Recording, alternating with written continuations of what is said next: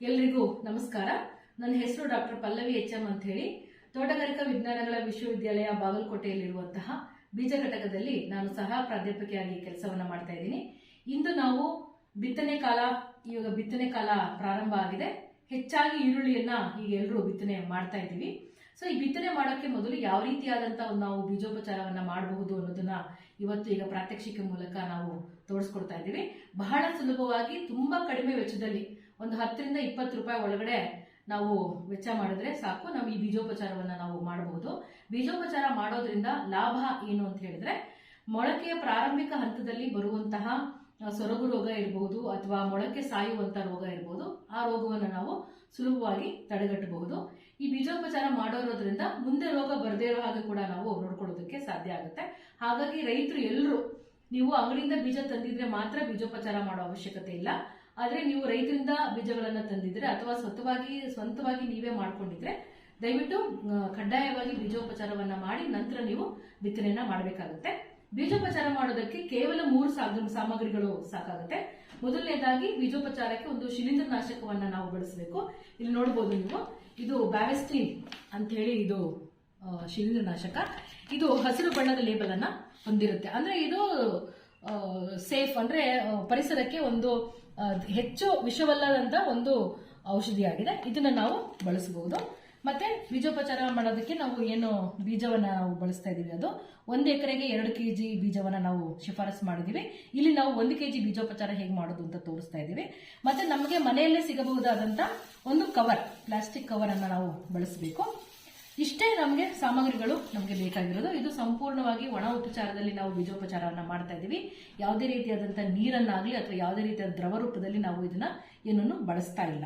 So ಹೇಗೆ ಮಾಡೋದು ಅನ್ನೋದನ್ನ ನೋಡೋದಾದ್ರೆ, ಇನ್ನು ಎಷ್ಟು ಔಷಧಿ ಹಾಕಬೇಕು ಅನ್ನೋದನ್ನ ಹೇಳೋದಾದ್ರೆ, 1 kg ಬೀಜಕ್ಕೆ 2 ಗ್ರಾಮ್ನಂತೆ ಶಿಲೀಂಧ್ರನಾಶಕ ನಮಗೆ ಸಾಕಾಗುತ್ತೆ.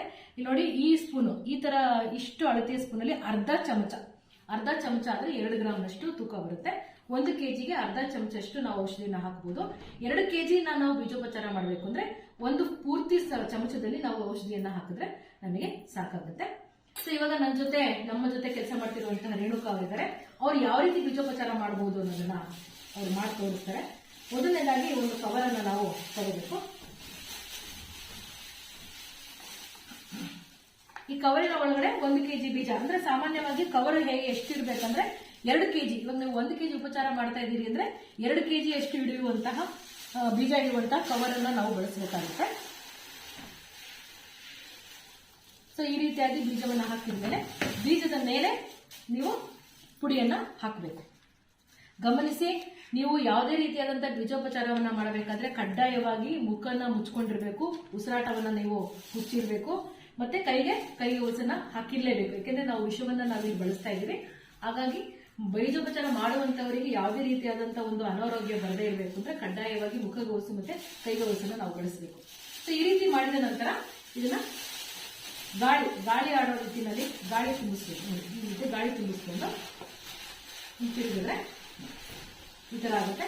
ಇವಾಗ ಇದನ್ನ ಮೇಲೆ ಕೆಳಗಡೆ ಒಂದು 15ರಿಂದ 20 ಬಾರಿ, 15ರಿಂದ ಒಂದು 20 ಬಾರಿ ನೀವು ಈ ರೀತಿ ನಾವು ಅದನ್ನ ಮೇಲೆ ಕೆಳಗಡೆ ಹಾಕಿದ್ರೆ ಸಾಕು, ಉಪಚಾರ ಆಗುತ್ತೆ.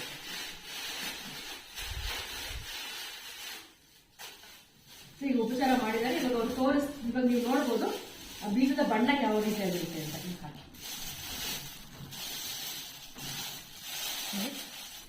ಈಗ ಎಲ್ಲ ಬೀಜದ ಮೇಲೆ ಒಂದು ಬಿಳಿ ಪದರ ಕಾಣ್ತಾ ಇದೆಯಲ್ಲ, ಒಂದು ಬಿಳಿ ಪದರವನ್ನು ನಾವು ಕಾಣಬಹುದು. ಸೊ ಇದು ಬೀಜೋಪಚಾರ ಆಗಿರುತ್ತೆ. ಇದು ಬೀಜೋಪಚಾರ ಮಾಡದೇ ಇಲ್ದಿರುವಂಥದ್ದು. ಬೀಜೋಪಚಾರ ಮಾಡದೇ ಇದ್ರೆ ಈ ರೀತಿ ಇರುತ್ತೆ.